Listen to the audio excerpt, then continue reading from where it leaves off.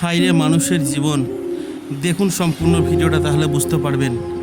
এখানে হোসেন মানসুরি এখানকার লোকের অসুবিধার কথা শুনে কিভাবে বাচ্চাদের মতো কাঁদতে শুরু করলেন।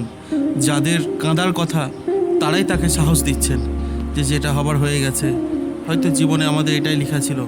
কিন্তু বাস্তবে বলছি, আজকে সমস্ত বস্তির বাড়িঘর পুড়ে গিয়ে কিভাবে তারা অনাহারে জীবনযাপন করছে, সব কিন্তু খুবই কষ্টের বিষয়।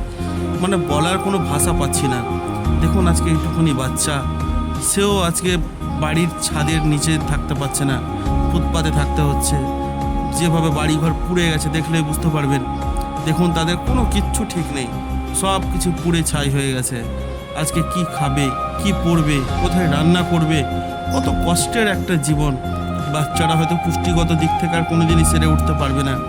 দেখুন কি অবস্থা। তো ভিডিওটা অবশ্যই লাইক, কমেন্ট এবং শেয়ার করবেন এবং সবার মাঝে ছড়িয়ে দেবেন।